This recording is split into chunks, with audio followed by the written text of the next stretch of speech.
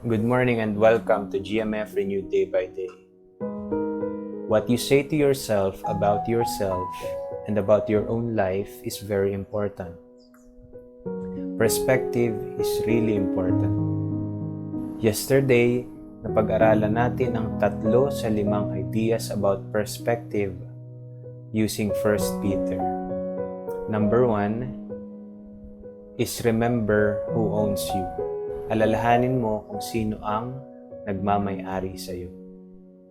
1 Peter chapter 1 verses 18 to 19 says, "Knowing that you were not redeemed with perishable things like silver or gold from your futile way of life inherited from your forefathers, but with precious blood as of a lamb, unblemished and spotless, the blood of Christ."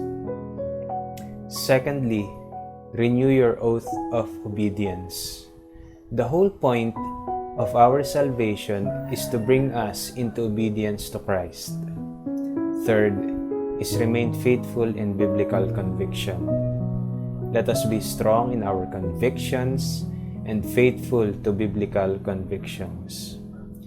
Today, we are going to continue the 4th idea about personal perspective using 1 Peter. Fourth, recognize all sins as a violation of a relationship. So relationship to who? Kaninong relationship? It is the relationship to God. Alam naman natin that the world is full of people who violates and break the commandments of God. We are living in a broken world. Throughout history na yan, alam na natin yan. Unbelieving people do this all the time, but they have no relationship to Him.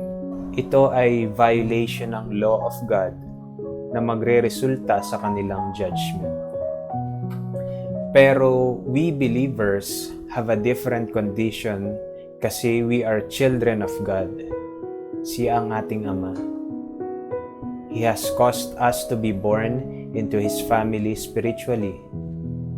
Furthermore, He has given us all the rights and privileges of an honored and adopted child. We belong to God. We have a relationship to Him. We have a relationship to Christ.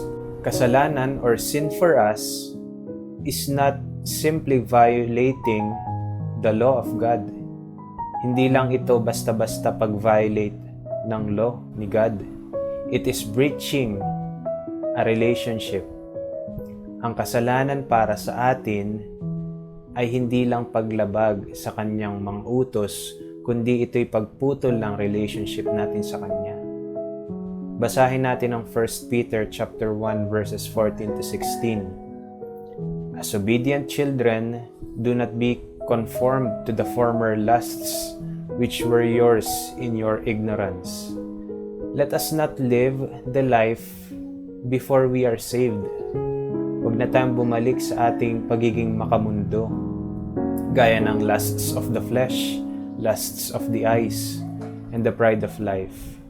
Kasi at the beginning of that verse, sinasabi, we are obedient children. Patunay na meron na tayong relasyon sa Diyos kasi tayo ay mga anak na niya. Verses 15 to 16 says, "But like the Holy One who called you, be holy yourselves, also in your behavior, because it is written, you shall be holy, for I am holy." Number 5, render love always to others, or have a life marked with love. 1 Peter chapter 1 verse 22 says, "Since you have, in obedience to the truth, purified your souls for a sincere love of the brethren, fervently love one another from the heart." Ang produkto when we are saved, is that there is this kind of love to other believers. There is another level of friendship Yung word na fervent in Greek means stretched or ektenes. Ginagamit itong salitang ito sa muscles that was stretched to its maximum capacity.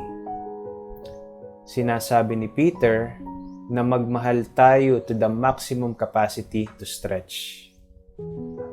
And before I end, let us see what the Lord Jesus says about love in John chapter 13, verse 35. By this, all men will know that you are my disciples if you have love for one another. Thank you for listening. This is Israel. I hope to see you again. Have a great day.